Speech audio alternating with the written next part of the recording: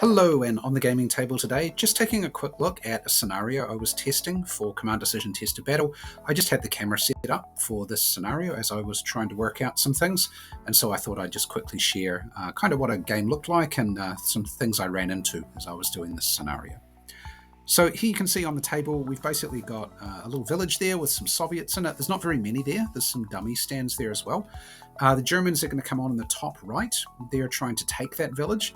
But at the same time, there are some Soviets at the bottom here on the other side of the ford that are basically trying to escape entrapment.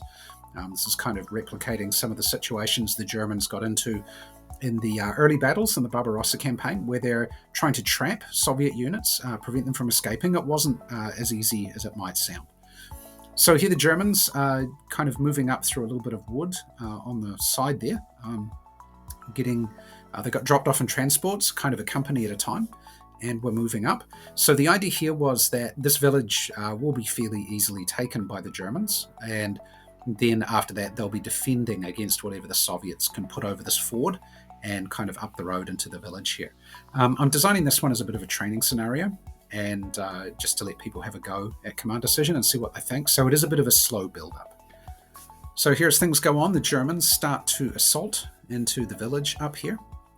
At the same time, some Soviets are starting to come on at the bottom. The Germans first went for the hill here that has a stand on it. Whether or not that's real or dummy, they don't know. They moved up here. They got shot at by something from within the village, but no hits caused, and they would go on to pass their morale test later. And so the way I was doing the Germans here was basically I was saying every 2 turns they get an additional company appearing at the top. The forces they have available is basically a battalion of infantry plus a company of tanks. And you can see the first battalion of Soviets coming in at the bottom there, trying to escape entrapment. The Soviets had 2 battalions of infantry. They're lower quality and less well equipped than the Germans, and also they have a company of tanks as well.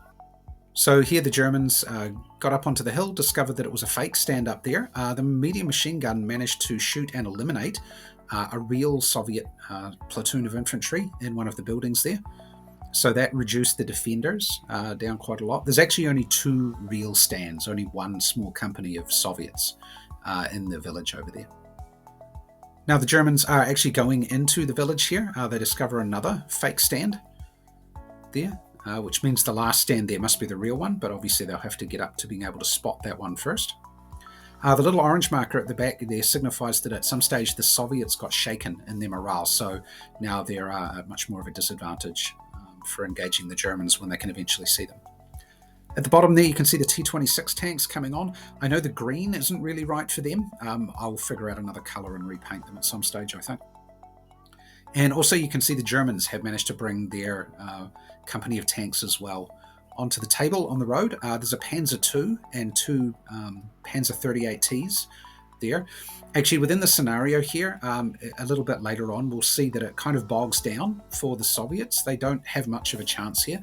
I think I need to adjust the entry order and timing for the Germans. Basically, their tanks come on later, and also the Soviets maybe put their tanks on first. So that creates a bit of an asymmetric challenge for the Germans, where they're using infantry to defend against tanks early on.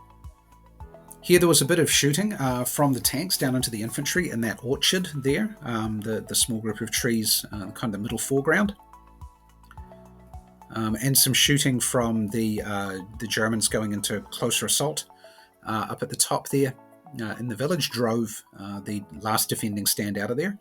The Soviets in the orchard there lost 1 stand, lost a platoon, and the other one was driven back as a result of the tanks there shooting at them. The Soviets here didn't have a lot they could do about the tanks, and I think that's a weakness in this scenario as it played out here. I think I need to let the Soviets get their tanks onto the board sooner, so they're in a little bit more of a defensive position against the German tanks, and give the German commander something else to think about. The Germans also have an anti-tank gun, a PaK-36, in the reinforcements, which will come on shortly as well. So here, just kind of going through some moves, the Germans have pushed the Soviet defenders out of the village. Now they're kind of setting up their own defense. Again, the Germans probably a bit strong in terms of infantry as well. I might knock their companies down from 4 stands to 3 stands. 4 stands represents 3 platoons of infantry and a medium machine gun platoon. So I might just remove an infantry platoon from each of the companies. Maybe only give the German 2 companies total as well. That might make things a little bit more balanced here.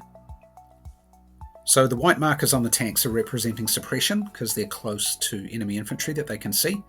The Germans bringing on their next company, that's the heavy weapons company of the battalion.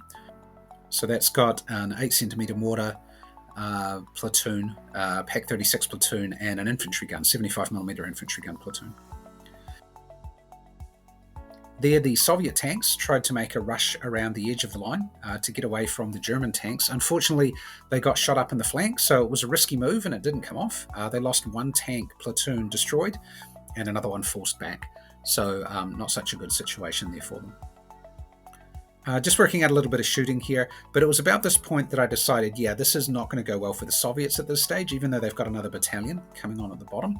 So I pulled the pin on this at this stage, but just interestingly, from there, basically I got in, I think, 7 turns in less than an hour. It is solo play, but it also is solo play. So in other words, I know what I'm doing on both sides, but I'm also managing both sides, whereas normally in a game, you'd have like 1 player on each side and things will be happening simultaneously with decisions about firing and movement and shooting and so on. Okay, so it was a little bit interesting just to see kind of how that scenario worked. I'll make some adjustments and try it again a bit later, maybe play it through to conclusion rather than cutting it short. But yeah, just to kind of show you today what a game of Command Decision kind of looks like on the table, how it goes, and I'll get some more of these up very soon. So thanks for watching. Hope you found that interesting, and we'll see you again real soon.